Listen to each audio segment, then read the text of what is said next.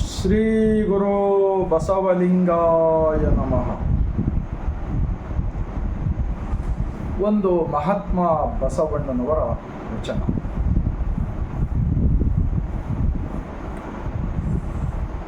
ಧೃತಿಗೆಟ್ಟು ಅನ್ಯರ ಬೇಡದಂತೆ, ಮತಿಗೆಟ್ಟು ಪರರ ಹೊಗಳದಂತೆ, ಪರಸತಿಯರ ರತಿಗೆ ಮನಹಾರದಂತೆ, ಶಿವಪಥವಲ್ಲದವರೊಡನಾಡದಂತೆ, ಅನ್ಯ ಜಾತಿಯ ಸಂಗವ ಮಾಡದಂತೆ, ನನ್ನ ಪ್ರತಿಪಾದಿಸು ಕೂಡಲ संगम देवा. बिल्कुल छोटा सा वचन है. कूडल संगम देवा बोले तो बीजापुर डिस्ट्रिक्ट के कूडल संगम गांव नहीं है. इडीी ब्रह्मांड ही एक कूडल संगम है.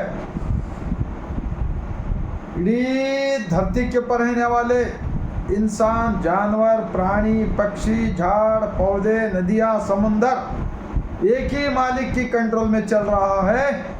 ये सिखाता है दुनिया का फर्स्ट अनुभव मंडप, प्रजाप्रभुत्व का केंद्र, बसव कल्याण की जमीन के महात्मा बसवण्णा जी का वचन.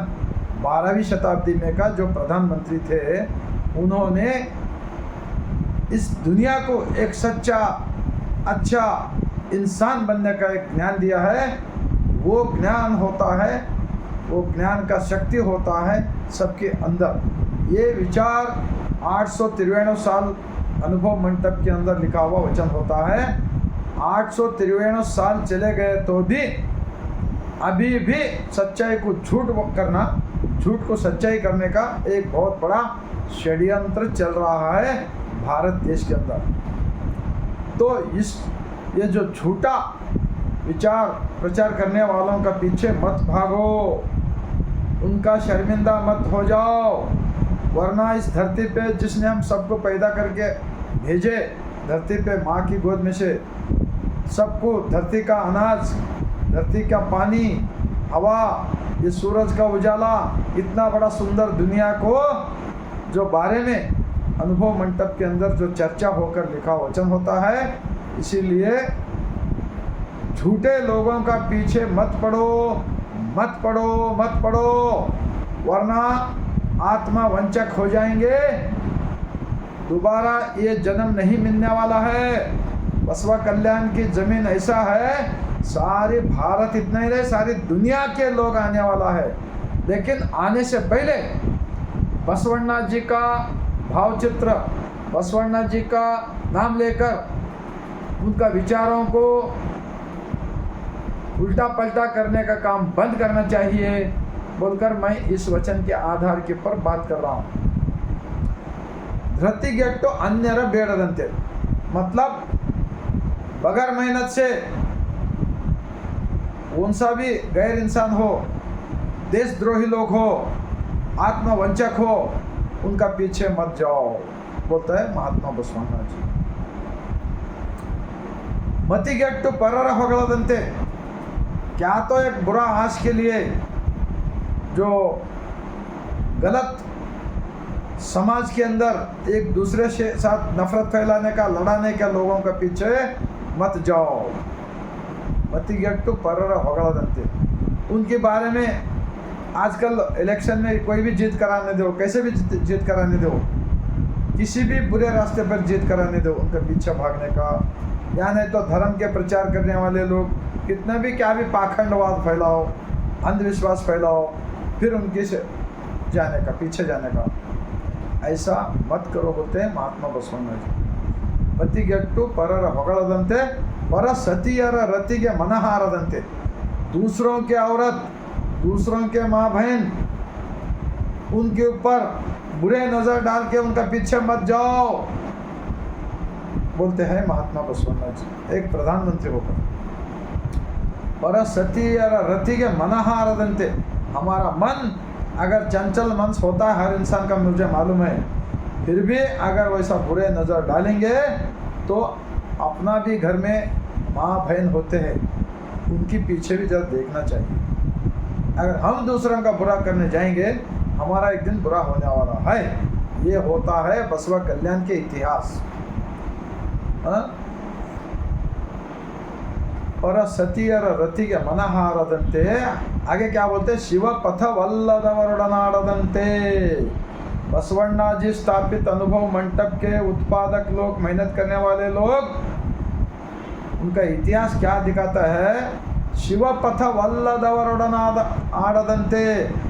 बसवण्णा जी स्थापित अनुभव मंडप के सर्व समानते का सकल ಜೀವಾತ್ಮರಿಗೆ ಲೇಸನ್ನೇ ಬಯಸುವ ಅನುಭವ ಮಂಟಪದ ಲಿಂಗಾಯತ ಧರ್ಮದಲ್ಲಿ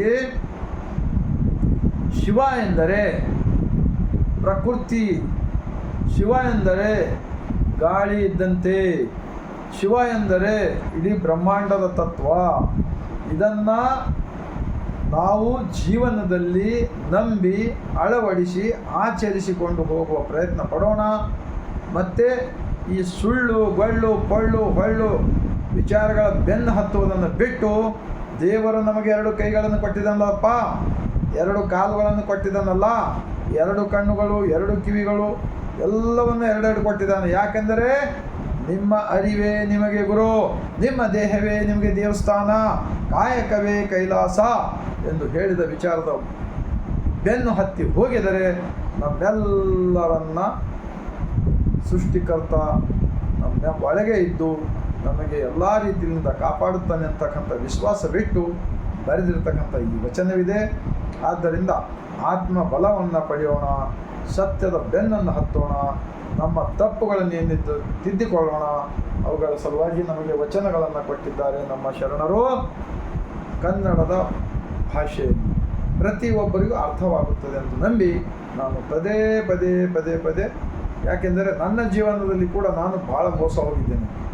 ಈ ಸುಳ್ಳು ಗಳ್ಳು ಪಳ್ಳು ಹೊಳ್ಳು ಹಲವು ದೈವಗಳ ಒಂದು ನಂಬಿ ನೀವು ಕೂಡ ವಚನಗಳನ್ನು ಓದಿರಿ, ಅರ್ಥ ಮಾಡಿಕೊಳ್ಳಿರಿ.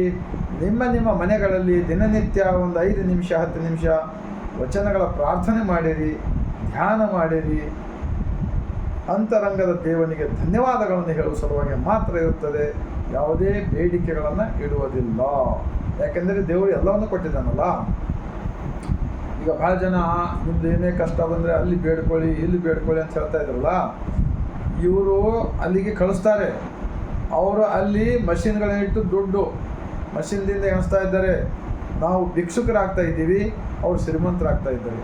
ಮತ್ತು ನಮ್ಮ ದುಡ್ಡನ್ನೇ ಪಡೆದು ನಮ್ಮೆಲ್ಲರ ಜೊತೆ ಜಗಳ ಹಚ್ಚಿ ಇವತ್ತು ದೇಶದಲ್ಲಿ ಅದೇ ನಡೀತಾ ಇದೆಯಲ್ಲಪ್ಪ. ಇದು ನಿಲ್ಲಬೇಕಿಂದ ಹೇಳಿ ನೀವೇ ಎಲ್ಲರೂ, ಇದು ನಿಲ್ಲಬೇಕಾ ಇಲ್ಲ.